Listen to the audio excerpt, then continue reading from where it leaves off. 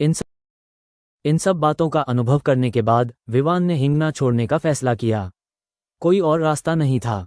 अगर वह नहीं जाता तो इसका मतलब होगा कि उस पर हत्या का आरोप लगाया जाएगा।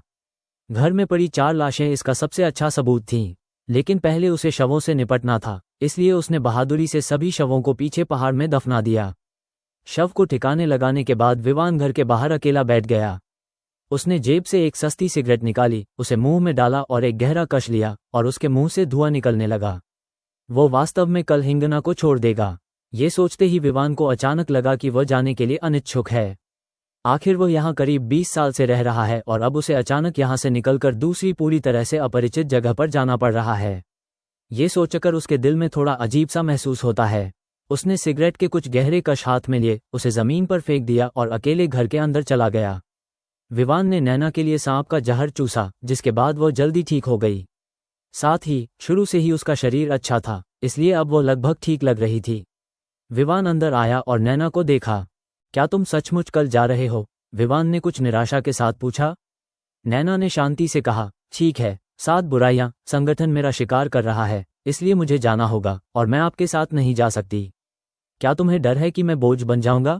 विवान ने धीरे से कहा। नैना ने न तो सिर हिलाया और न ही सिर हिलाया, लेकिन विवान अपने दिल में अच्छी तरह से जानता था कि वह वास्तव में नैना के लिए बोझ था। जिन लोगों का उसे सामना करना था वे उससे बिल्कुल अलग थे। विवान की वर्तमान क्षमता के साथ वह एक हाथ से कुचलकर मर जाने के लिए पर्याप्त नहीं था। इसलिए विवान ने कोई और सवाल नहीं पूछा, लेकिन जब उसने नैना से अलग होने के बारे में सोचा तो उसे अपने दिल में बेवजह खोया हुआ महसूस हुआ। इस अलगाव के बाद वह उसे फिर कब देख पाएगा? विवान को पता नहीं था। लेकिन चिंता मत करो, मैं तुमसे किया अपना वादा कभी नहीं तोड़ूंगी। मैं, नायन, कभी भी अपने वचनों से पीछे नहीं हटूंगी, उसने होठों पर मुस्कान के साथ कहा। नैना की बातें सुनकर विवान अचानक उत्साहित हो गया। पत्नी, जरा रुको, मैं जल्द ही तुमसे शादी करूंगा। 100%। तो कोई व्यक्ति अपने दिल में एक बहुत बड़ा सपना लेकर मुंबई जा रहा था। उसे नहीं पता था कि भविष्य में क्या करना है, नहीं उसे पता था कि मुंबई में क्या करना है, लेकिन उसके दिल में एक शाश्वत लक्ष्य था। उसका लक्ष्य अपनी पत्नी की रक्षा करना, नैना की रक्षा करना है। शर्त यह है कि वो स्वयं अधिक शक्तिशाली बने। विवान इतने खूबसूरत सपने के साथ सो गया कि जब नैना आधी रात को चुपचाप उठ गया तो उस आदमी के मुंह के कोनों से अभी भी पसीना बह रहा था। ये पता नहीं चल पाया कि वह क्या सपना देख रहा था। विवान को देखते हुए नैना ने बड़बड़ाते हुए कहा, मुझे उम्मीद है कि तुम अच्छी तरह से रह सकोगे। इतना कहकर उसने धीरे से दरवाजा खोला और अंधेरी रात में अकेली चली गई। बाहर अंधेरा था और उसकी आकृति भूत की तरह हिंगना की सड़कों पर तेजी से गायब हो गई। रहस्यमयी महिला, रहस्यमयी हत्यारा बस एक पल में गायब हो गया। जो बचा था वो सिर्फ एक वादा था और बस इतना ही। जब विवान की नींद खुली तो उसने पाया कि नैना चुपचाप चली गई थी। खाली घर और नैना की खुशबू को देखकर विवान के दिल में अवर्णनीय क्षति महसूस हुई, लेकिन वह फिर भी खुश था क्योंकि उसे विश्वास था कि अगली बार जब वह उसे देखेगा तो वह उसकी पत्नी बन जाएगी। और आपका क्या कहना है? हमें भी इस लक्ष्य के लिए प्रयास करना चाहिए। एक पुराने यात्रा बैग में कुछ अच्छे कपड़े पैक करने के बाद विवान ने हिंगना छोड़ने की तैयारी की। वह नहीं जानता कि आगे का रास्ता क्या है। मुझे तो ये भी नहीं पता कि मैं कहाँ जा रहा हूँ, लेकिन इससे कोई फर्क नहीं पड़ता। मुख्य बात यह है कि वह यहाँ से जा रहा है और एक अन्य अज्ञात जीवन जीने जा रहा है। हिंगना में रेलवे स्टेशन कभी खुला रहता है तो कभी नहीं। क्यों? क्योंकि इस सुदूर छोटी सी जगह से बहुत कम लोग बाहर जाते हैं, इसलिए हिंगना के निवासी, जो सैकड़ों पीढ़ियों से पहाड़ों में रहने के आदी हैं, लंबे समय से ऐसी जिंदगी के आदी हो चुके हैं। उनके लिए बाहर का जीवन अब उनके अनुकूल नहीं है, इसलिए रेलवे स्टेशन भी कभी खुला रहता है और कभी नहीं। जब विवान अपना फटा हुआ बैग लेकर ट्रेन स्टेशन पहुंचा तो उसने पाया कि स्टेशन पर सिर्फ 6-7 लोग ही कपड़े और बिस्तर से भरे सांप की खाल के बैग लेकर इंतजार कर रहे थे। सौभाग्य से आज ट्रेन स्टेशन खुला था, नहीं तो विवान वाकई उदास हो जाता। तथाकथित प्रतीक्षालय लोहे के शेड से बनी एक छोटी सी जगह थी। अंदर एक मोटी औरत बैठी थी जो टिकट खरीद रही थी। विवान ने एक नज़र डाली और चला गया। मैं टिकट खरीदूंगा। विवान खिड़की के पास गया और अंदर खड़ी मोटी औरत से कहा। मोटी महिला, जो लगभग सो रही थी, ने एक आंख खोली और विवान की ओर देखा। कहाँ? मुंबई। मोटी महिला ने जल्दी से अपने बगल में रखी एक टिकट निकाली और उसे आगे बढ़ा दिया। 468 रुपये। विवान ने अपनी जेब से कुछ मुड़े हुए 100 रुपये के नोट निकाले और उन्हें जेब में ठूंस लिया, फिर हाथ में टिकट लेकर प्रतीक्षा करने लगा। यह इंतजार सुबह से लेकर दोपहर 1 बजे तक 3 घंटे तक चला। एक काले लोहे के सिर वाली साधारण एक्सप्रेस ट्रेन जोरदार सीटी बजाते हुए स्टेशन पर रुकी। ये सिर्फ 5 मिनट के लिए रुकी। विवान जल्दी से अपना छोटा सा बैग पीठ पर लाद कर ट्रेन में चढ़ गया और सीट की तलाश करने लगा।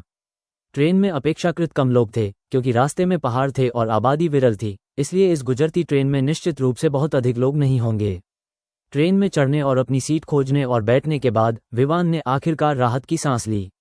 अंततः एक नया जीवन शुरू हो गया, लेकिन उसे नहीं पता था कि वहां से जाने के बाद उसे क्या सामना करना पड़ेगा। वो जिस सीट पर बैठा था वो खाली थी, लेकिन उसके सामने एक बूढ़ा आदमी सो रहा था। उसके कपड़ों और दिखावट से लगता था कि बूढ़ा आदमी स्पष्ट रूप से एक गरीब आदमी था, शायद विवान के ही वर्ग का, और इस समय वहां लेटा हुआ खर्राटे ले रहा था। बूढ़े आदमी की तरफ देखते हुए विवान ने अपना सामान ऊपर शेल्फ पर रख दिया और चुपचाप बैठ गया। पास से गुजरती हरी भरी पहाड़ियों को देखते हुए विवान खुद को रोक नहीं सका और बुदबुदाया, अलविदा हिंगना, मेरे पिछले जीवन को अलविदा। अब मेरा क्या होगा? उसे मुंबई जाना था और भोला नाम के एक लड़के को ढूंढना था। बेशक ये सब उसे उसकी पत्नी ने बताया था, जिसकी अभी उससे शादी नहीं हुई थी। क्या वास्तव में भोला नाम का कोई व्यक्ति है? उसे कहाँ खोजें? विवान को इसका बिल्कुल भी अंदाजा नहीं था। अपनी जेब में 1000 रुपये से अधिक धनराशि बचाकर विवान ने अपना शानदार करियर शुरू किया। भोला किस तरह का व्यक्ति है? क्या वह मेरे पत्नी के परिवार का सदस्य है या कोई दोस्त? क्या होगा अगर वो मुझे खोजने पर पहचान न पाए? विवान, जो पूरे रास्ते इसके बारे में सोच रहा था, ने अचानक खांसी सुनी। पता चला कि सामने बैठा बूढ़ा आदमी जाग गया था। उसने अपना शरीर फैलाया और मुंह खोला, जिससे उसके मुंह में धुएं से भरे पीले दांत दिखाई दिए।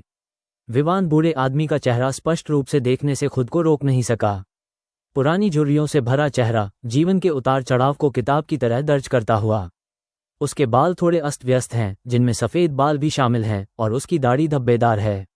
आप उसे जिस भी नज़र से देखें, वो एक बेघर व्यक्ति जैसा दिखता है। वहां केवल 2 जोड़ी आंखें चमक रही थीं, जो आश्चर्य से विवान को देख रही थीं। विवान ने भी बूढ़े व्यक्ति को अभिवादन के रूप में मुस्कुराया, फिर मुड़कर कार के बाहर देखा। युवक, हम कहाँ जा रहे हैं? सामने बैठे बूढ़े आदमी ने अचानक विवान की ओर देखा और पूछा। मुंबई। विवान ने अपना सिर घुमाया और हल्के से कहा। बूढ़े आदमी ने कहा, चलो मुंबई चलते हैं। लगता है तुम्हें भी मेरी तरह 2 दिन और 2 रातें झेलनी पड़ेंगी, बूढ़े आदमी ने कहा और अपने कंधे पीछे खींचे, जेब से सिगरेट निकाली और मुंह में डाल ली। क्या आप धूम्रपान करना चाहते हैं? बूढ़े आदमी ने अचानक अपने मुंह से सिगरेट निकाली और विवान को दे दी। विवान थोड़ा उदास महसूस करने से खुद को रोक नहीं सका और उसने अपना सिर हिला दिया। बूढ़ा आदमी अपनी सीट पर बेधड़क धूम्रपान कर रहा था। तुम मुंबई में क्या कर रहे हो? बूढ़े आदमी ने विवान को देखते हुए पूछा। विवान ने कहा, किसी की तलाश में हूं। किसी को ढूंढना अच्छा विचार है। मुंबई प्रतिभाशाली लोगों से भरी हुई है। मुझे आश्चर्य है कि आप किसे ढूंढ रहे हैं? बूढ़े व्यक्ति ने पूछना जारी रखा। विवान मुस्कुराया और कहा, कोई ऐसा व्यक्ति ढूंढो जो मुझे नहीं जानता हो। जब बूढ़े आदमी ने विवान की बात सुनी तो उसने कोई और सवाल नहीं पूछा। वो थोड़ा मुस्कुराया और सिगरेट पीना शुरू कर दिया। तुम कहाँ जा रहे हो, बूढ़े आदमी? विवान ऊब गया और बूढ़े आदमी के साथ बातचीत करने लगा। जहां तक मेरी बात है, मैं भी मुंबई जा रहा हूं, लेकिन यह आपके बिल्कुल विपरीत है। कोई मुझे वहां जाने के लिए कह रहा है, बूढ़े आदमी ने मुस्कुराते हुए कहा। सचमुच? बहुत अच्छा। विवान अपने सामने खड़े बूढ़े आदमी को फिर से ध्यान से देखने से खुद को रोक नहीं पाया। बूढ़े आदमी ने मोटे कपड़े का एक जोड़ा और पैरों में कपड़े के जूते पहने हुए थे, लेकिन उसके हाथ में एक छोटा सा कपड़े का थैला था, जैसे कपड़े का थैला जिसे कोई साधु भीख मांगने के लिए इस्तेमाल करता है। आप हमेशा क्या करते हैं? विवान ने बूढ़े आदमी की ओर देखते हुए पूछा। बूढ़ा आदमी हंसा, सिगरेट का कश लिया और बोला, मैं पूरी दुनिया में घूमता हूँ, दुनिया के हर कोने में रहता हूँ, और मैं एक गरीब और बेकार व्यक्ति हूँ जो दूसरों की किस्मत बताता हूँ। जब विवान ने ये सुना तो उसे अचानक एहसास हुआ, ये पता चला कि वह एक ज्योतिषी है। बेशक विवान को इस तरह के धोखेबाजों के बारे में बहुत कुछ पता था। हिंगना में 2 बूढ़े आदमी थे जो दिन भर लोगों की किस्मत बताते थे। वे बार बार किस्मत बताते थे, लेकिन आखिरकार उन्होंने अपनी मौत की भविष्यवाणी की और एक कार से टकराकर मारे गए। इस बूढ़े व्यक्ति को भाग्य बताने वाला कहते देख विवान ऊब गया और उसने पूछा, क्या आप मुझे मेरा भाग्य बता सकते हैं? बूढ़े आदमी ने विवान को घूर कर देखा। मेरे जीवन में 3 प्रकार के लोग हैं जिनकी मुझे परवाह नहीं है। 1 खलनायक, 2 बुरे लोग और 3 महिलाएं। विवान मुस्कुराया और कहा, ऐसा हुआ कि मैं 3 प्रकार के लोगों में से एक नहीं हूं। क्या आप मुझे एक नज़र डालने में मदद कर सकते हैं? मुझे मेरा भाग्य बताओ और देखो कि मुंबई जाने के बाद क्या होगा। हाँ, विवान वैसे भी ट्रेन में ऊब गया था, इसलिए उसने अपनी बोरियत दूर करने के लिए बूढ़े आदमी से बात करना बेहतर समझा। वो कभी भाग्य में विश्वास नहीं करता था, इसलिए उसने बस समय बिताने के लिए ऐसा किया। बूढ़े आदमी को पहले ही समझ आ गया था कि विवान का क्या मतलब है। उसे नहीं पता था कि वह इसलिए ऐसा कर रहा था क्योंकि वह खाली था या किसी और वजह से, इसलिए उसने कहा, ठीक है, अपना बायां हाथ आगे बढ़ाओ ताकि मैं देख सकूं। विवान ने निर्णायक रूप से अपना बायां हाथ आगे बढ़ाया। आप ज्योतिषी लोग हथेलियों को क्यों देखना पसंद करते हैं? क्या आप दिखावट से नहीं बता सकते? विवान ने मजाक करते हुए कहा। बूढ़ा आदमी मुस्कुराया और बोला, हाथ में 2 यिन और यांग और 3 प्रतिभाओं के सिद्धांत समाहित हैं और ताई ची और 5 तत्वों के रहस्य समाहित हैं। इसलिए जब ये बड़ा होता है तो स्वर्ग और पृथ्वी सभी एक हथेली में होते हैं। जब ये छोटा होता है तो 5 आंतरिक अंग एक हथेली में होते हैं, इसलिए हाथ को देखो। जब बूढ़ा आदमी ऐसे शब्द बोल रहा था जिसे विवान बिल्कुल भी नहीं समझ सकता था, उसने अपना पतला हाथ बढ़ाया और धीरे से विवान का हाथ पकड़ लिया और उसे भौहें सिकोड़ कर देखा। मूल रूप से उसने विवान की हथेली पर लापरवाही से नजर डाली, लेकिन बूढ़े व्यक्ति ने एक नजर डालने के बाद उसकी आंखें एक पल में चमक उठीं और विवान को पकड़े हुए हाथ एक पल में बंद हो गया और उसने एक भौं के साथ इसे ध्यान से देखा। विवान थोड़ा अचंभित हुआ, क्या तुम्हें इसका पता चल गया है? बूढ़े आदमी ने भौहें सिकोड़ी, विवान को गहराई से देखा और फिर अपने हाथ में सिगरेट का बट जमीन पर फेंक दिया। वो बुदबुदाने से खुद को रोक नहीं सका। उसकी हथेलियों पर केवल आकाश और पृथ्वी के पैटर्न क्यों हैं, लेकिन कोई मानव पैटर्न क्यों नहीं है? ऐसा पाया गया है कि ज्यादातर लोगों की हथेलियों में 3 रेखाएं होती हैं, जिन्हें आमतौर पर आकाश रेखा, पृथ्वी रेखा और मानव रेखा के नाम से जाना जाता है। 3 मुख्य रेखाओं के अलावा कई शाखाएं होती हैं, जिन्हें हस्त रेखाएं कहा जाता है। लेकिन अगर आप विवान की हथेली को ध्यान से देखें तो उसके हाथ की रेखाएं बेहद अजीब हैं। स्वर्ग और पृथ्वी के लिए केवल 2 खड़ी रेखाएं हैं और कोई भी मानवीय रेखा नहीं है। विवान ने बूढ़े आदमी को कुछ बुदबुदाते हुए देखा और खुद को भौहें सिकोड़े बिना नहीं रह सका और पूछा, क्या हुआ? क्या मेरी हथेली में कुछ गड़बड़ है? बूढ़े आदमी ने कुछ नहीं कहा। वो 2 मिनट तक चुप रहा और फिर धीरे से विवान का हाथ छोड़ दिया। वो मुस्कुराया और बोला, मैंने अपने जीवन में अनगिनत लोगों की हथेलियां पढ़ी हैं, लेकिन यह पहली बार है जब मैंने तुम्हारी तरह इतनी अजीब हथेली देखी है। बूढ़े व्यक्ति को ये कहते हुए सुनकर विवान को तुरंत पता चल गया कि यह हस्तरेखाविद उसे फिर से बेवकूफ़ बना रहा है। उन्होंने मुस्कुराते हुए कहा, तो क्या मैं अब कोई साधारण व्यक्ति नहीं हूं? खैर, निश्चित रूप से कोई साधारण व्यक्ति नहीं। दुनिया तुम्हारे हाथ में है, सौभाग्य और दुर्भाग्य तुम्हारे भाग्य में है। तुम्हारे हाथों में स्वर्ग और पृथ्वी के नमूने हैं, लेकिन तुम्हारे हाथों में मनुष्य के नमूने नहीं हैं। यह अजीब है, बहुत अजीब है, बूढ़े आदमी ने कहा। तो इसका क्या मतलब है? विवान ने मुस्कुराते हुए पूछना जारी रखा। क्या आप हाल ही में कुछ ऐसे लोगों से मिले हैं जिनसे आपको नहीं मिलना चाहिए था, और क्या आपने उनसे मिलने का समय तय किया है? बूढ़े व्यक्ति ने अचानक भौहें सिकोड़ी और विवान की ओर देखा और पूछा। विवान दंग रह गया, सोच रहा था कि इस बूढ़े आदमी का क्या मतलब है। क्या यह नैना हो सकता है?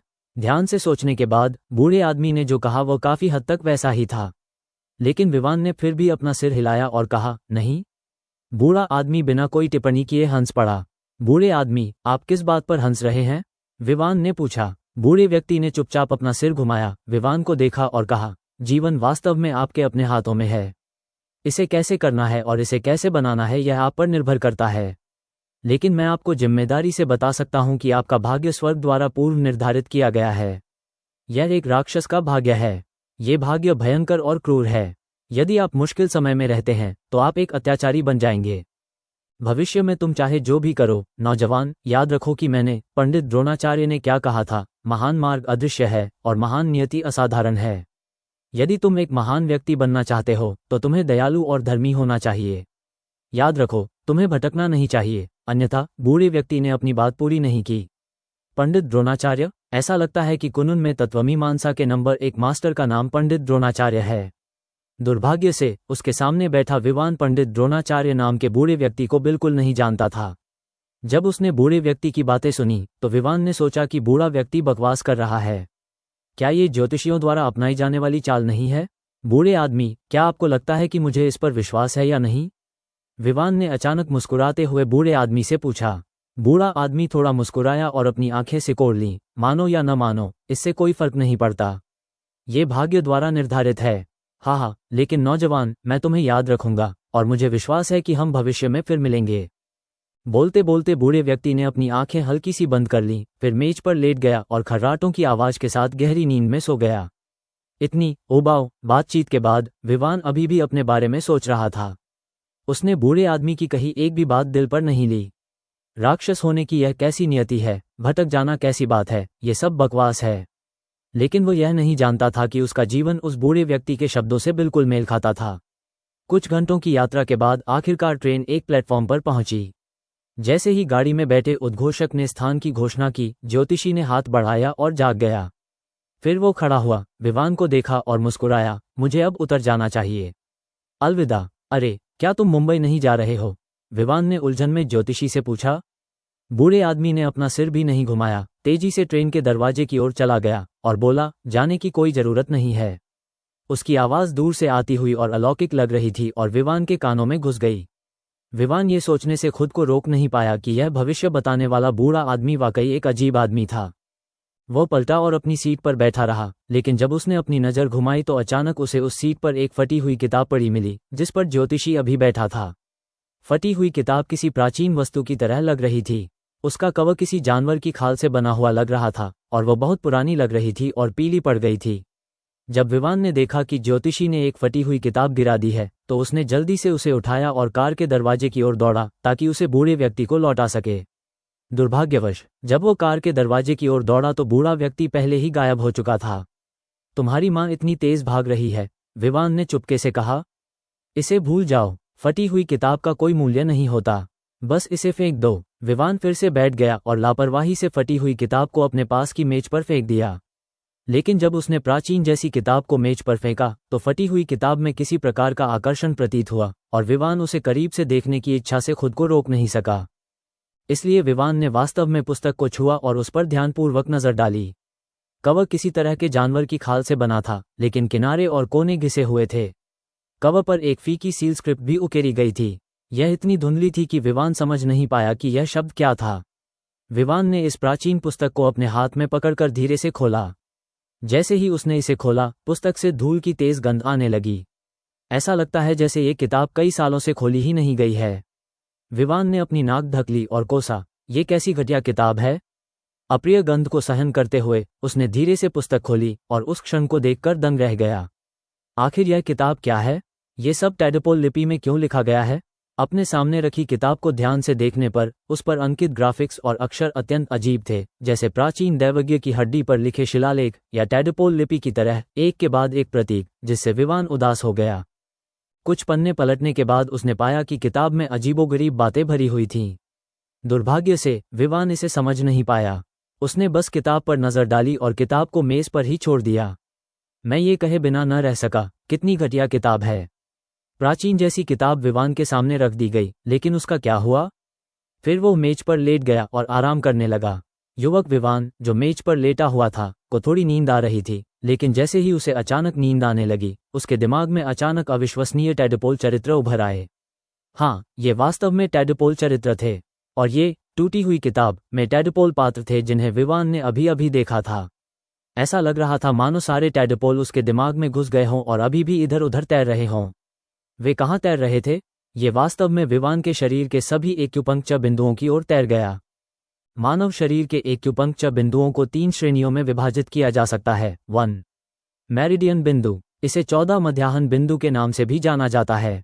12 मेरिडियन तथा रेन और डू मेरिडियन पर वितरित एक्यूपॉइंट पूरे शरीर में एक्यूपॉइंट का मुख्य भाग हैं। 2. असाधारण एक्यूपॉइंट, इसे अतिरिक्त मध्याह्न बिंदु के रूप में भी जाना जाता है। ऐसे एक्यूपॉइंट जिनके निश्चित नाम, स्पष्ट स्थान और उपचारात्मक प्रभाव हैं, लेकिन जिन्हें अभी तक 14 मेरिडियन प्रणालियों में शामिल नहीं किया गया है, उन्हें असाधारण बिंदु कहा जाता है। 3. आशी बिंदु, जिसे टेंडर पॉइंट के नाम से भी जाना जाता है, मानव तंत्रिका केंद्र में एक महत्वपूर्ण एक्यूपंक्चर बिंदु है। और अब टैडपोल के बारे में क्या? वे विवान के शरीर में प्रमुख मध्याह्न एक्यूपॉइंट्स पर एक एक करके टकराए। हालांकि विवान थका हुआ मेज पर लेटा हुआ था, जब टैडपोल अचानक उसके एक्यूपंक्चर बिंदुओं से टकराया तो उसके डांटियन से अचानक हल्की गर्मी उठी और ऐसा लगा जैसे उसके पेट से कुछ गैस बाहर निकलने वाली थी। इसके अलावा विवान को अचानक अधिक ऊर्जावान और तनावमुक्त महसूस हुआ। क्या ये सही नहीं है? चौंकने के बाद विवान जल्दी से उठ बैठा। वह पूरी तरह से स्तब्ध था, अपने शरीर को छू रहा था, अपने आप को यहाँ वहाँ छूते हुए एक पागल की तरह लग रहा था और अपने दिल में बुदबुदाने से नहीं रोक सका। क्या हो रहा है? अभी अभी यह टैडपोल मेरे मस्तिष्क में और यहाँ तक कि मेरे शरीर में कैसे पहुँच गया?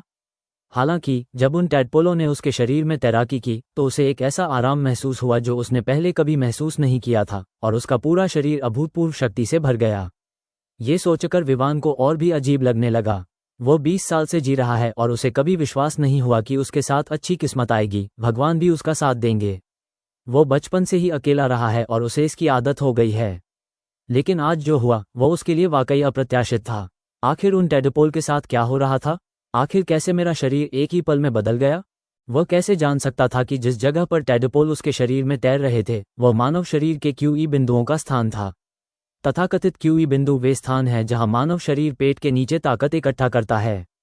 टेडपोल की अभी अभी की हरकत ने उसके शरीर में क्यूई बिंदुओं को छुआ था, इसलिए विवान को लगा कि उसका पूरा शरीर अचानक ताकत से भर गया है। विवान अपने सामने पड़ी फटी हुई किताब को देखने से खुद को रोक नहीं सका और अपने दिल में आश्चर्य से सोचने लगा, हे भगवान, क्या ये तुम्हारी गलती नहीं हो सकती? ये सोचते हुए विवान उस फटी हुई किताब को उठाने से खुद को रोक नहीं सका जिसे उसने अभी अभी फेंक दिया था।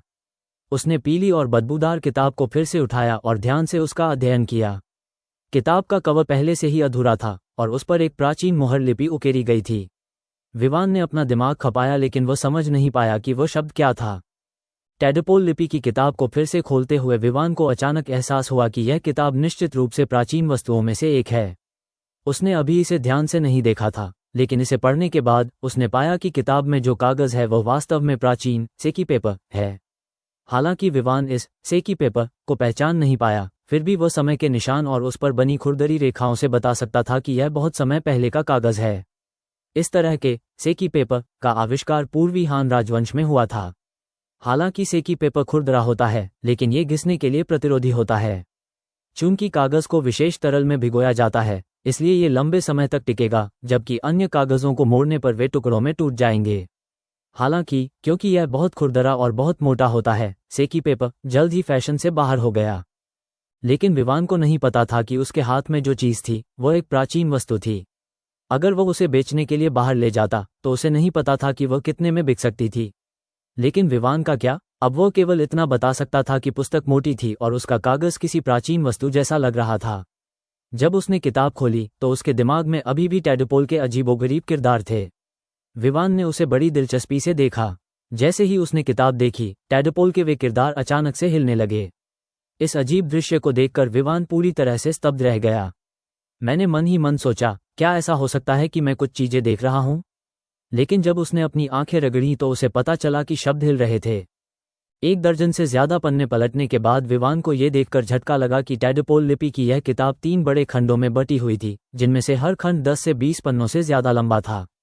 पहले खंड में टेडपोल लिपि में 1 दर्जन से ज्यादा अध्याय थे, जबकि दूसरा खंड पहले से बिल्कुल अलग था और उस पर टेडपोल लिपि बहुत कम थी और एक के बाद एक चित्र जैसे चित्र लग रहे थे।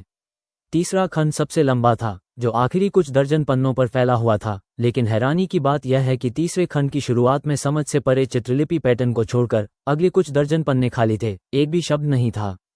इससे विवान को आश्चर्य हुआ कि आखिर यह किताब क्या है? यह इतना अजीब क्यों है? टेडपोल लेखन के पहले बड़े टुकड़े को छोड़कर विवान की कोई प्रतिक्रिया नहीं थी जब उसने टेडपोल लेखन का दूसरा टुकड़ा पढ़ा, और तीसरे टुकड़े के लिए भी यही सच था। ऐसा लगता है जैसे ये पुस्तक किसी प्रकार का अभ्यास है जिसमें तीव्र एवं क्रमिक प्रगति की आवश्यकता होती है। जब विवान ने पहला लेख पढ़ा तो वे घनी तरह से भरे हुए टेडपोल पात्र उसके शरीर में तैरती हुई छोटी मछलियों की तरह थे, और फिर उसके शरीर के सभी एक्यूपंक्चर बिंदुओं पर टकराते थे, और फिर उसका शरीर अजीब तरह से ऊर्जा से भर जाता था। यह एहसास कुछ ऐसा था जिसे विवान ने पहले कभी अनुभव नहीं किया था, मानो उसका पूरा शरीर शक्ति से भर गया हो। यह व्यक्ति पढ़ने में इतना अधिक व्यस्त हो गया कि वह उस अजीब टूटी हुई किताब में पूरी तरह से डूब गया। पठार की ढलान पर मैंने एक आकृति को पहाड़ी की ढलान पर खड़े देखा, जो दूर से आती हुई रेलगाड़ी को देख रही थी तथा उसकी 2 आंखें तेज रोशनी छोड़ते हुए बिना पलक झपकाए उसे घूर रही थीं। कौन है ये? यह वही अजीब बूढ़ा आदमी निकला जो विवान से एक बार ट्रेन में मिला था और जिसकी एक किताब भी खो गई थी। वो यहाँ कैसे पहुंचा? कोई नहीं जानता और कोई भी इसका उत्तर नहीं जानता। उसकी आंखें गहरी और चिंतित थीं जब वो लंबे समय से गायब हो चुकी ट्रेन को देख रहा था। उसने बुदबुदाया, स्वर्गीय पुस्तक और लाल स्क्रॉल हमारी पीढ़ी का खजाना था। अब ये तुम्हारे हाथों में है। यह आशीर्वाद है या अभिशाप, ये तुम पर निर्भर करता है। ये अजीब शब्द बुदबुदाने के बाद बूढ़े आदमी ने असीम आकाश को घूरते हुए कहा, अब जबकि बुरा सितारा दिखाई दिया है तो ऐसा लगता है कि दुनिया में फिर से उथल पुथल होने वाली है। वह आवाज दूर से आती हुई अलौकिक थी और आकाश से आती हुई ठंडी हवा के साथ वह चुपचाप दूर तक चली गई। दानव सितारा? यह 108 सितारों में सबसे दुष्ट और अजीब सितारा है। किंवदंती के अनुसार दानव सितारा हर कुछ 100 वर्षों में एक बार दिखाई देता है, और हर बार जब ये दिखाई देता है तो ये दुनिया को चौंका देता है और भूत और देवताओं को रुला देता है। जुवानमैन के लिए ये पर्याप्त सबूत हैं। उसके सामने खड़ा बूढ़ा आदमी कौन है? बेशक ये कुनलुन के पहाड़ों में एकांत में रहने वाला स्वामी, जुवानमैन का स्वामी पंडित द्रोणाचार्य है। पता चला कि बूढ़े व्यक्ति को मुंबई में राष्ट्रीय संग्रहालय द्वारा स्वर्गीय पुस्तक और दान हुआन देखने के लिए आमंत्रित किया गया था। किंवदंती के अनुसार स्वर्गीय पुस्तक और दान हुआन एक प्राचीन पवित्र वस्तु है। राष्ट्रीय संग्रहालय और यहाँ तक कि पूरी दुनिया इस स्वर्गीय पुस्तक और दान हुआन की तलाश कर रही है। कुछ लोगों का कहना है कि स्वर्गीय पुस्तक और दान हुआन में अद्वितीय रहस्य है। कुछ लोगों का कहना है कि स्वर्गीय पुस्तक और दान हुआन एक निश्चित राजवंश की भूमिगत शाही कब्र है। दूसरों का कहना है कि स्वर्गीय पुस्तक और दान हुआन में वास्तव में एक खजाना शिकार गुप्त पुस्तक है। और इसी तरह इस बार पंडित द्रोणाचार्य ने अचानक जाना बंद कर दिया और मुंबई राष्ट्रीय संग्रहालय के विभिन्न विद्वानों को यह नहीं पता था कि इस मामले पर कैसे चर्चा की जाए। हालांकि यह अब महत्वपूर्ण नहीं है। जो महत्वपूर्ण है वह ये है कि स्वर्गीय पुस्तक दूसरों के हाथों में पड़ गई है। पंडित द्रोणाचार्य ने स्वर्गीय कीमिया की पुस्तक क्यों छोड़ी, जिसे जुवानमैन ने सैकड़ों वर्षों तक संजो कर रखा था विवान के पास? क्या ये भाग्य था या ये पाप है? शायद हमें इसका उत्तर बाद में पता चलेगा। ऐसा कहा जाता है कि विवान ट्रेन में उस टूटी हुई किताब में तल्लीन था और उसे बड़ी रुचि से पढ़ रहा था। मुंबई पहुंचने में उन्हें 20 घंटे से अधिक का समय लगा, लेकिन उस बेकार किताब को पढ़ने के लिए उनके पास काफी समय था। कौन जानता था कि यह लड़का इसके प्रति और अधिक जुनूनी हो जाएगा, खासकर जब वह उस घटिया किताब का पहला लंबा अध्याय पढ़ रहा था तो टैडपोल के आकार के वे छोटे अक्षर अचानक उसकी नसों और पूरे शरीर में प्रवाहित होने लगे। जैसे जैसे टैडपोल जैसे अक्षर उसके पूरे शरीर पर फैलते गए, उसे अपने पेट में थोड़ी मजबूती महसूस हुई, एक ऐसी ताकत जो उसने पहले कभी महसूस नहीं की थी। हालांकि अब ऊर्जा बहुत कम थी। विवान पहले से ही महसूस कर सकता था कि उसका पूरा शरीर ताकत से भरा हुआ था। अगर वह ट्रेन में नहीं होता तो यह आदमी वास्तव में हिंगना लौट आता और बड़े मूर्ख के साथ अच्छी लड़ाई करता कि कौन जीत सकता है। रास्ते में यह आदमी 10 घंटे से अधिक समय तक उस टूटी हुई किताब को देखता रहा। सच कहूं तो विवान को किताब समझ में नहीं आई। वो किताब में टैडपोल के किरदारों को नहीं पहचान पाया, एक भी नहीं। उसे बस तब बहुत अच्छा लगा जब उसने किताब में टैडपोल को अचानक अपने शरीर के चारों ओर तैरते हुए देखा। अंत में लगातार 10 घंटे से अधिक समय तक देखने के बाद युवक विवान एक चक्कर में पड़ गया और सो गया। सोते समय उसने अपनी पत्नी का सपना देखा, जो अभी तक शादीशुदा नहीं थी, हत्यारा नैना। ट्रेन में 20 घंटे जल्दी ही बीत गए और जल्द ही कंडक्टर ने माइक्रोफोन पर बोलना शुरू किया, प्रिय यात्रियों, हम मुंबई स्टेशन पर पहुंच गए हैं। कृपया अपना सामान उठाएं और सुरक्षित तरीके से ट्रेन से उतर जाएं। जैसे ही आवाज गूंजी, विवान अपनी नींद से जाग गया। आना, विवान ने जल्दी से अपना चेहरा पोंछा और खिड़की से बाहर ऊंची ऊंची गगनचुंबी इमारतों और भयावह इमारतों को देखा। वाह, ये सचमुच एक बड़ा शहर है। उत्साह और उमंग के साथ विवान जल्दी से ट्रेन से उतर गया। मुंबई का रेलवे स्टेशन बहुत बड़ा है और वहां बहुत सारे लोग हैं। सूट पहने और बैग लेकर चलने वाले अमीर लोग भी हैं और मुंबई में काम करने के लिए पैकेज लेकर चलने वाले गरीब लोग भी हैं। और विवान के बारे में क्या? जैसे ही यह लड़का रेलवे स्टेशन के बाहर पहुंचा, उसकी नज़र तुरंत वहां से गुजर रही लड़कियों पर पड़ी। आकर्षक मिनीस्कर्ट, सेक्सी फिगर। हर बार जब वह विवान के पास से गुजरती तो ये लड़का एक नज़र देखता। मैं खुद को ये कहने से नहीं रोक सका, बड़े शहर बहुत अलग हैं, वे वाकई अच्छे हैं। यहाँ तक कि वहाँ की महिलाएं हिंगना की महिलाओं से सैकड़ों गुना अधिक सुंदर हैं। तो विवान, एक छोटे से काउंटी शहर का एक बड़ा लड़का, अपनी युवावस्था में इच्छाओं से भरे इस समृद्ध शहर मुंबई में प्रवेश कर गया। जब मैं रेलवे स्टेशन से बाहर निकला तो मैंने देखा कि एक के बाद एक गगनचुंबी इमारतें खड़ी थीं और सड़क पर एक के बाद एक कारें खड़ी थीं। मैं उनसे ईर्ष्या ही कर सकता था। तुम्हारी माँ, मैं कब कार चलाकर इस शहर में घूम पाऊंगा? मन में ऐसा ही एक सरल विचार लेकर विवान रेलवे स्टेशन से निकल गया और सड़कों पर घूमने लगा। हालांकि वो अभी अभी यहाँ आया है, लेकिन विवान बेवकूफ़ नहीं है। वह जानता है कि उसे पहले भोजन, कपड़े, आवास और परिवहन की समस्याओं को हल करना होगा। अब उसकी जेब में 1000 रुपये से ज़्यादा पैसे हैं और होटल में रहना निश्चित रूप से निराशाजनक है। उसका एकमात्र विचार जल्द से जल्द किराए पर घर ढूंढना है, अधिमानतः एक सस्ता घर, और फिर नौकरी ढूंढना। जहां तक उसकी पत्नी का सवाल है, जिसकी अभी शादी नहीं हुई थी, उसने उससे भोला नाम के लड़के को खोजने के लिए कहा। लेकिन वो अभी भी उलझन में था और वह किसी को नहीं जानता था, तो वह उसे कहाँ ढूंढ सकता था? भले ही विवान को एक आवास ढूंढना था, लेकिन पहले उसे अपनी आवास समस्या का समाधान करना था। इसलिए विवान ने अपना फटा हुआ बैग उठाया और ऐसी भीड़ भरी जगह में रहने के लिए जगह ढूंढी। मुंबई शहर की एक व्यस्त सड़क पर एक खूबसूरत महिला हौंफती हुई जॉगिंग करती नजर आए।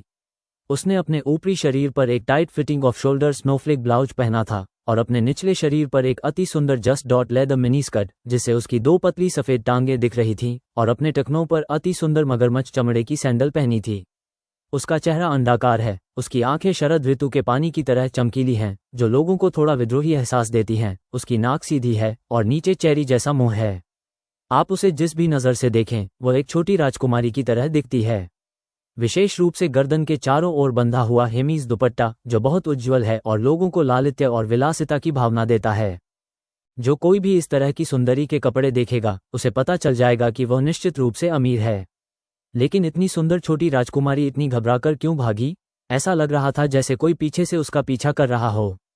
सुंदर लड़की अपनी सुंदर आंखें झपकाते हुए पीछे देखते हुए भागी। मुझे चक्कर आ रहा है, तुम अभी भी मेरा पीछा क्यों कर रहे हो? उसने बुदबुदाया। जब उसने ध्यान से देखा तो उसने देखा कि एक बहुत ही आकर्षक काले रंग की मर्सिडीज बेंज 600L कार उसके पीछे सड़क पर उस लड़की का करीब से पीछा कर रही थी। कार में सूट पहने दो व्यक्ति बैठे थे, एक गाड़ी चला रहा था और दूसरा बीच बीच में खिड़की से बाहर देख रहा था। वो युवती वहां है, उसे खोना मत। मैंने केवल इतना सुना कि यात्री सीट पर बैठा गेहुआ रंग का आदमी सड़क पर जॉगिंग कर रही लड़की की ओर इशारा करते हुए कह रहा था। कार चला रहे दूसरे व्यक्ति ने जल्दी से सिर हिलाया, फिर एक्सीलेटर दबाया और कार तेजी से उसके पीछे आ गई। बॉस ने कहा कि अगर इस बार भी हम उस युवती को खो देंगे तो हम वापस नहीं जा सकेंगे। जल्दी करो और उसे मत खोना, यात्री सीट पर बैठे सूट पहने आदमी ने शर्मिंदगी से कहा। कार चला रहा व्यक्ति भी परेशान दिख रहा था और उसने तेजी से उस ओर गाड़ी बढ़ा दी।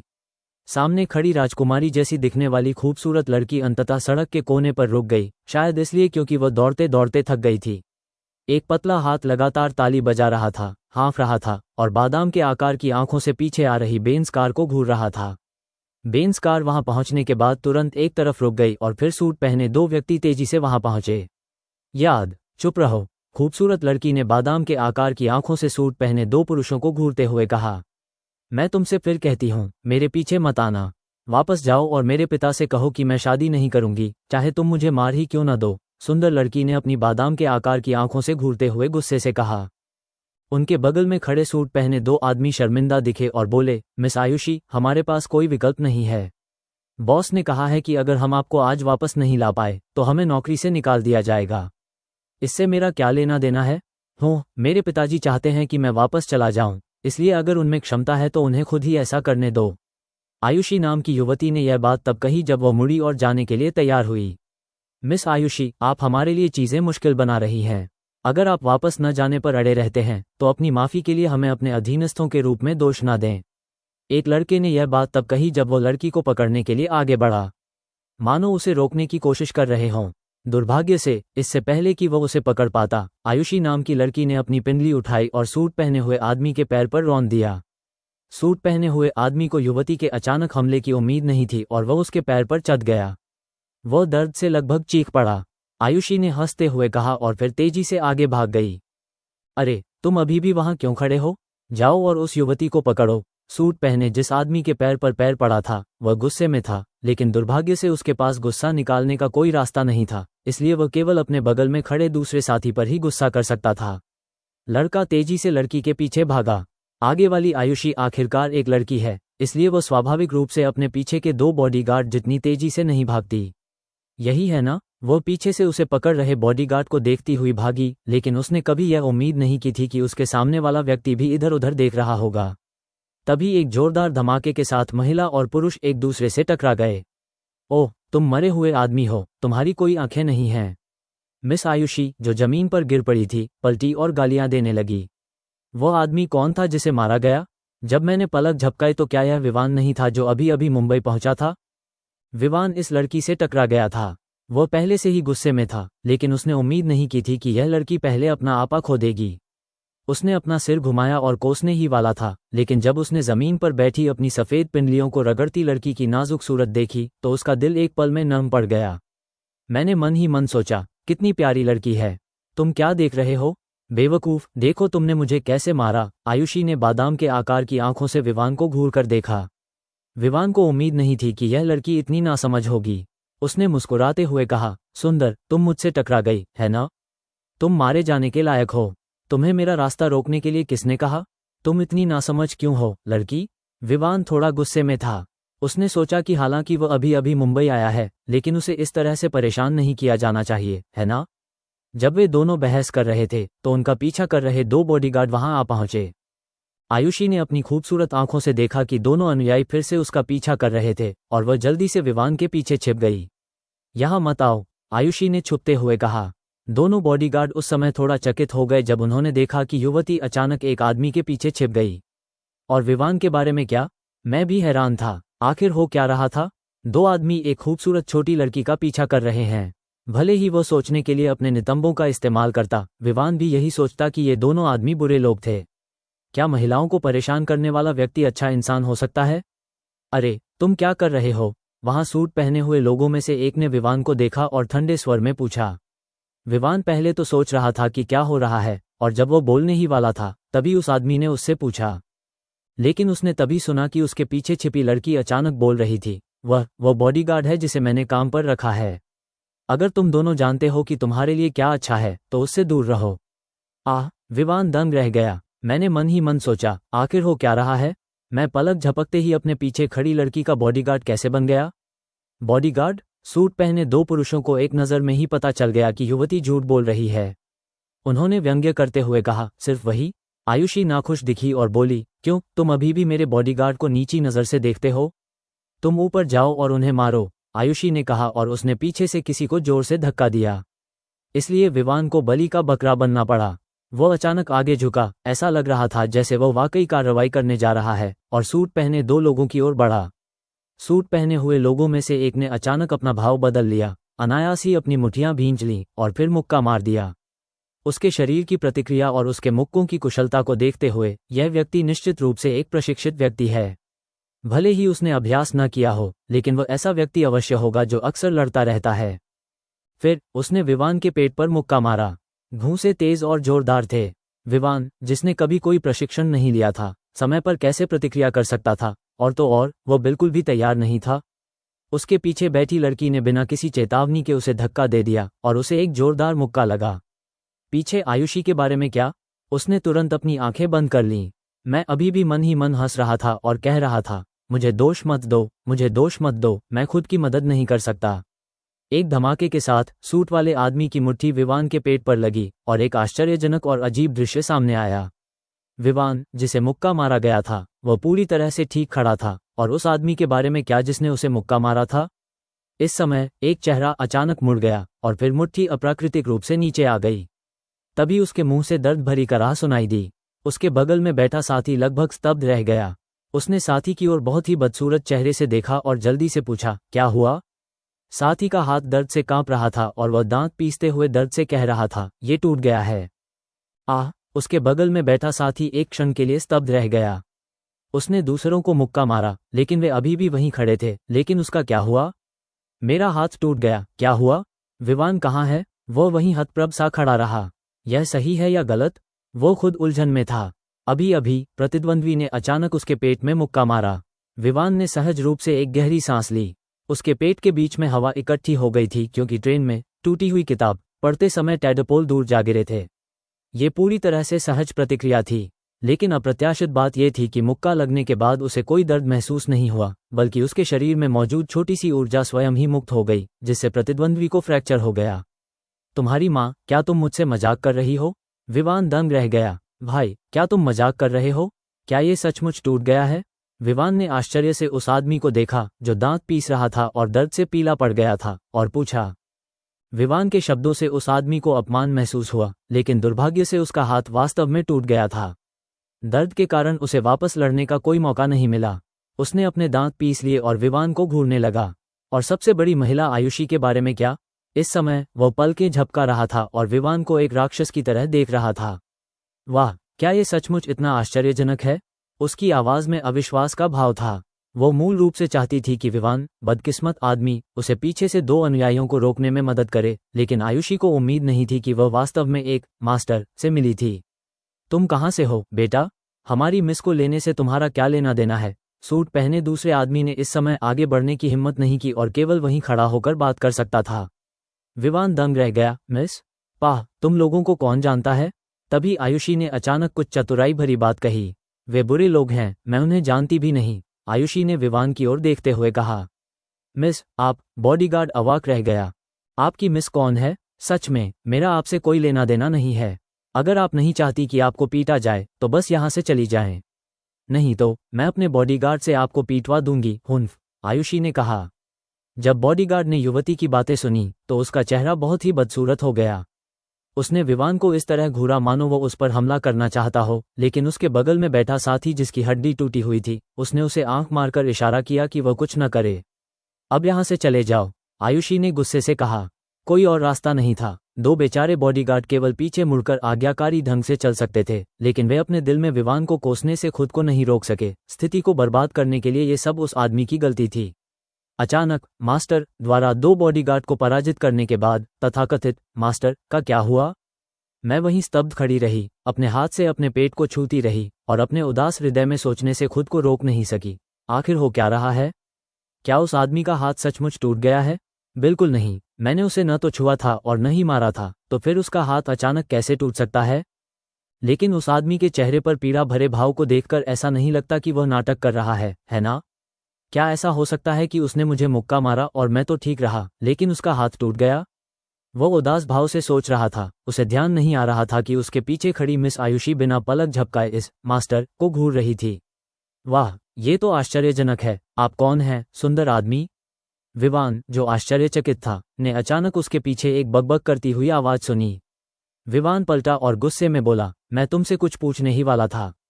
क्या हो रहा है? मैं तुम्हारा बॉडीगार्ड कब बन गया? उन दो लोगों ने बिना किसी कारण के मुझे क्यों पीटा? विवान ने पलटकर गाली देना शुरू कर दिया। आयुषी अचानक खिलखिलाकर हंसने लगी, इतनी खुशी से हंसते हुए कि वह हंसते हंसते पीछे की ओर गिर पड़ी। सुंदर आदमी, तुम्हारा स्वभाव बहुत खराब है, हे, लेकिन मुझे ये पसंद है, एक महिला ने बिना किसी संकोच के कहा। विवान की किस्मत में कुछ रोमांटिक रिश्ते होने तय थे, लेकिन जब उसने लड़की को प्यार से मुस्कुराते हुए देखा तो उसके दिल का सारा गुस्सा अचानक गायब हो गया। जरा सोचिए, क्या कोई पुरुष किसी खूबसूरत महिला के सामने अपना आपा खो सकता है? ये बिल्कुल अस्वीकार्य है। मुझे बताओ, अभी क्या हुआ? विवान ने अपने सामने खड़ी आयुषी की ओर इशारा करते हुए पूछा। आयुषी ने हंसना बंद कर दिया और पलकें झपकाते हुए विवान को देखा, जिससे विवान थोड़ा असहज महसूस करने लगा। तुम एक नायक हो जो सुंदरता को बचाता है, क्या ये स्पष्ट नहीं है? आयुषी ने मुस्कुराते हुए कहा। विवान ने आयुषी को घूरते हुए कहा, एक हीरो द्वारा एक खूबसूरत लड़की को बचाने से तुम्हारा क्या मतलब है? मुझे लगता है कि तुम मजाक कर रही हो। मैंने नहीं देखा, आपने अभी देखा। वे दो बड़े गुंडे मुझे धमकाना चाहते थे, आयुषी ने कहा। विवान बेवकूफ नहीं है, बेशक वो समझ सकता था कि इसका क्या मतलब है। मुझे ऐसा नहीं लगता, वे दो लोग तुम्हें जानते थे और वे तुम्हें मिस कहकर बुलाते रहे, विवान ने कहा। आयुषी ने तुरंत कहा, वास्तव में मैं वास्तव में उन दो लोगों को नहीं जानती। क्या तुम मुझे बेवकूफ समझते हो? मैं तुम पर विश्वास करूंगा? विवान ने गुस्से से कहा। अगर तुम्हें इस पर विश्वास नहीं है तो इसे भूल जाओ। मैं तुम्हें इस पर विश्वास दिलाने के लिए बहुत आलसी हूँ। विवान ने उसकी ओर देखा और सोचा, भूल जाओ, मैं वैसे भी ठीक हूँ, इसलिए मैं उससे परेशान नहीं होऊंगा। उसकी ओर कोई ध्यान दिए बिना विवान अपना फटा हुआ बैग उठाए आगे बढ़ गया। वो अब किराए का मकान ढूंढने की कोशिश कर रहा है, नहीं तो उसे आज सड़क पर सोना पड़ेगा। वो इस पागल लड़की के साथ यहाँ नहीं रहना चाहता। विवान ने अभी एक कदम ही बढ़ाया था कि उसने अपने पीछे जमीन पर क्रिस्टल सैंडल की थपथपाहट की आवाज सुनी। अरे सुंदर, तुम कहाँ जा रहे हो? तुमने मुझे बचाया और मैंने अभी तक तुम्हारा पैसा नहीं चुकाया है, आयुषी ने कहा जब वो पकड़ में आए। विवान ने अपना सिर भी नहीं घुमाया और सीधे कहा, नहीं, बेहतर होगा कि आप मुझे पैसे न चुकाएं। लेकिन सुंदर लड़के, तुम कहाँ जा रहे हो? आयुषी ने पीछा करना जारी रखा। विवान ने असहाय होकर अपना सिर घुमाया, आयुषी को देखा और कहा, मैं एक घर ढूंढूंगा। घर की तलाश है? क्या मतलब है तुम्हारा? क्या तुम्हारे पास रहने के लिए घर नहीं है? आयुषी ने हैरानी से पूछा। विवान को लगा कि यह लड़की थोड़ी उबाऊ है और उसने कहा, मैं अभी मुंबई आया हूँ, अगर मुझे रहने के लिए घर नहीं मिला तो मुझे सड़क पर सोना पड़ेगा। ओह, मैं समझ गया, आप अभी अभी मुंबई पहुंचे हैं। अरे, मैं घर ढूंढने में सबसे अच्छी हूँ, क्या मैं आपकी मदद कर सकती हूँ? आयुषी ने ईमानदारी से कहा। विवान ने अपना सिर घुमाया और आयुषी को बड़ी आंखों से देखा। क्या तुम मुझे इसे खोजने में मदद कर सकती हो? हाँ, मैं मुंबई से हूँ, इसलिए इस जगह से मुझसे ज़्यादा कोई परिचित नहीं है।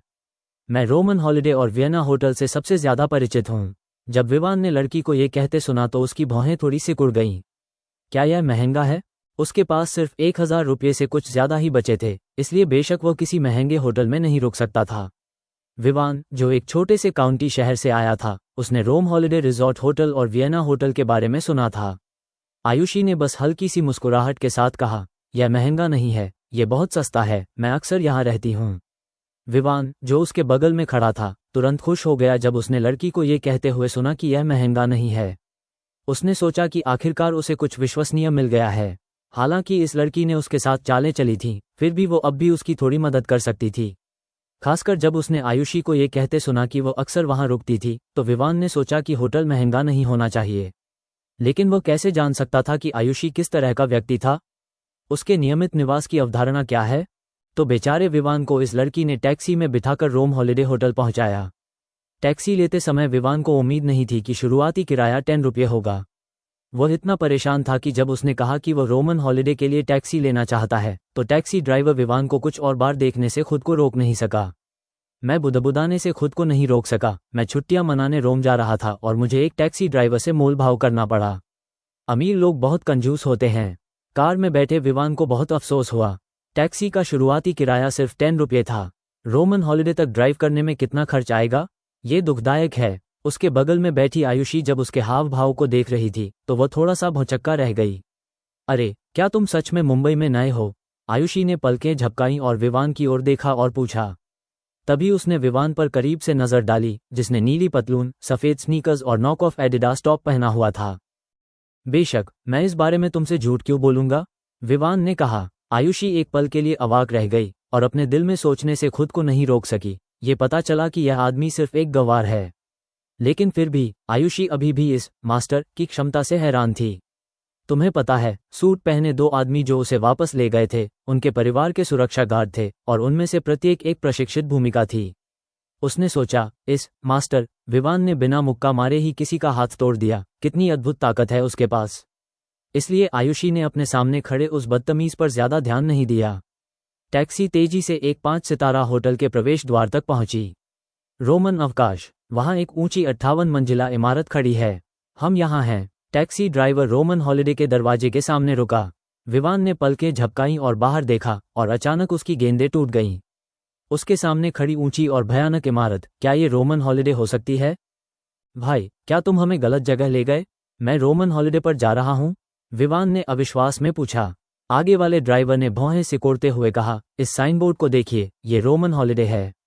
मुंबई में केवल एक ही रोमन हॉलिडे होटल है, आप गलत नहीं हो सकते। विवान की गेंदें एक पल में फट गईं और उसने जल्दी से अपना सिर घुमाकर आयुषी को देखा और पूछा, क्या ये वास्तव में रोमन हॉलिडे है? हाँ, क्या हुआ? आयुषी ने कहा और कार का दरवाजा खोलकर जल्दी से बाहर निकल गई। शेष विवान के बारे में क्या? अचानक उसका चेहरा दुख से भर गया। ड्राइवर को टैक्सी का किराया 50 रुपये से अधिक देने के बाद विवान अभी भी सोच रहा था कि क्या ड्राइवर उससे झूठ बोल रहा है। अरे, मेरे सामने जो बिल्डिंग है वो बहुत ऊंची है। अगर यह होटल है तो मैं यहाँ कैसे रह सकता हूँ?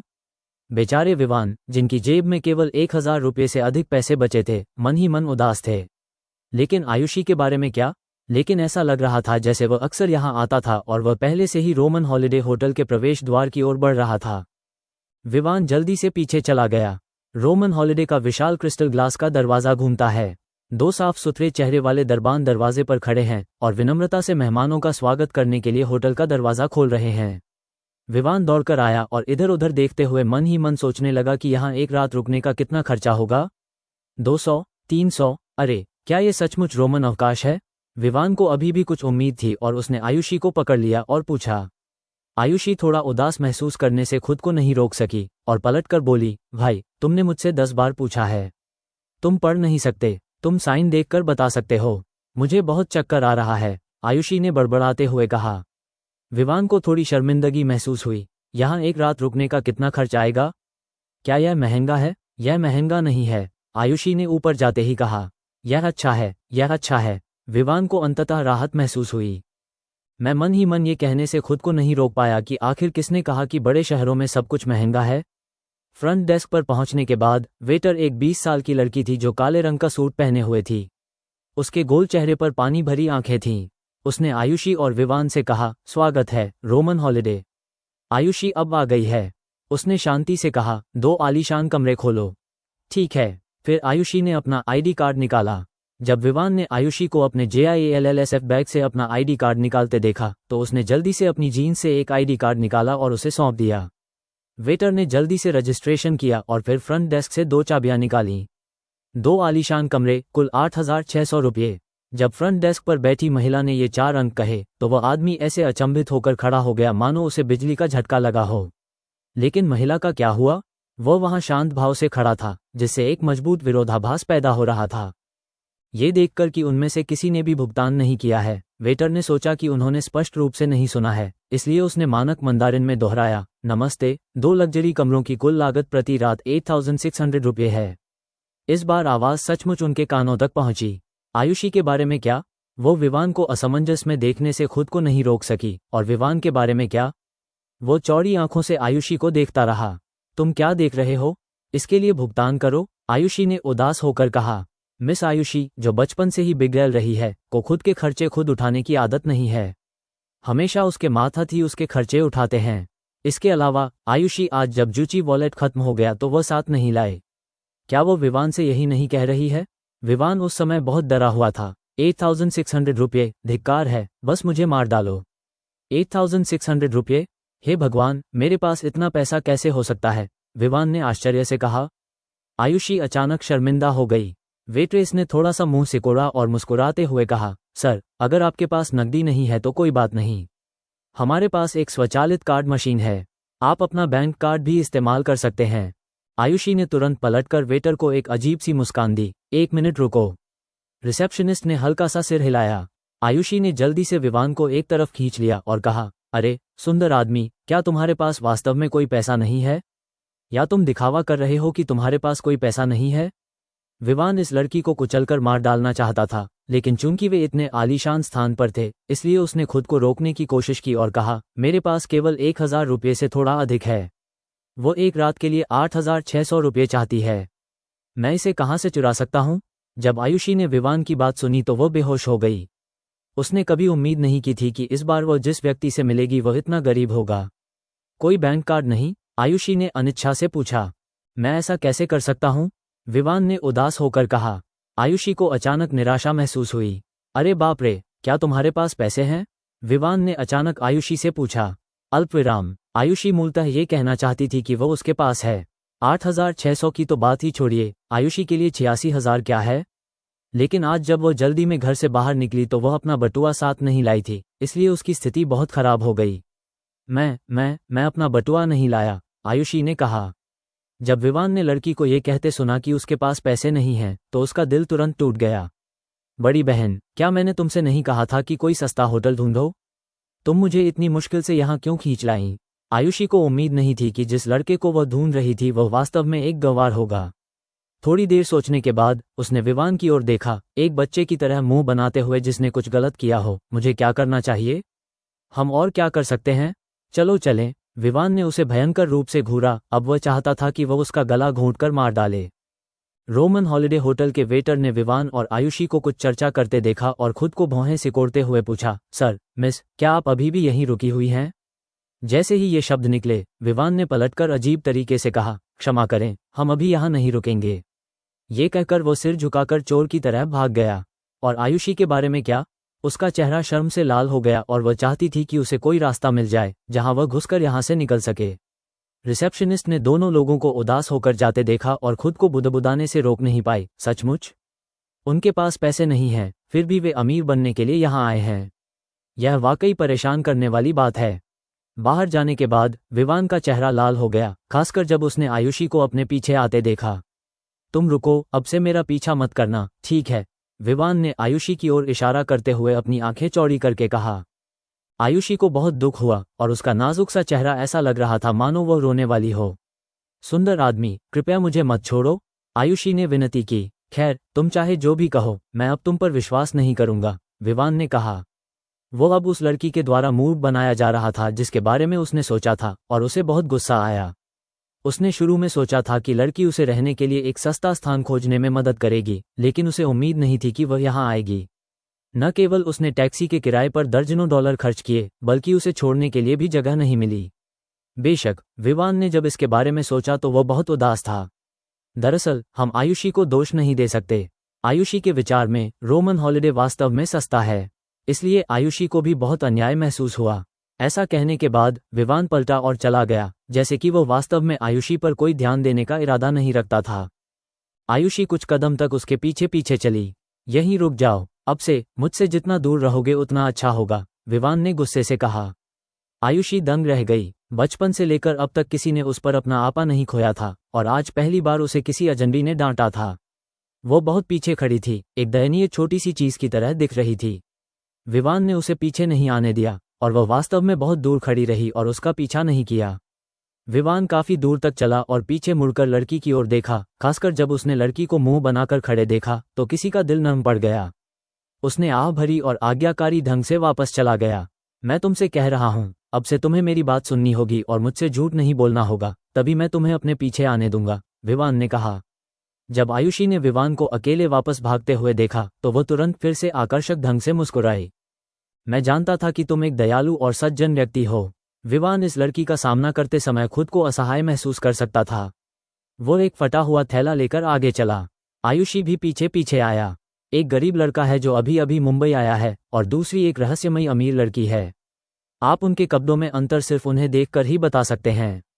जब ये दोनों लोग साथ साथ चलते हैं तो लोग उन पर शक की निगाहें डालते हैं। सुंदर लड़के, तुम्हारा नाम क्या है? आयुषी ने अपनी चमकीली आंखें झपकाते हुए विवान से पूछा। मेरा सिंह है, और मेरा असली नाम विवान है। विवान। आयुषी को लगा कि यह नाम थोड़ा अजीब है, लेकिन उसने इसे जोर से नहीं कहा। तुम्हारी क्या स्थिति है, लड़की? विवान ने पूछा। आयुषी मुस्कुराई और बोली, मुझे बस आयुषी कहो।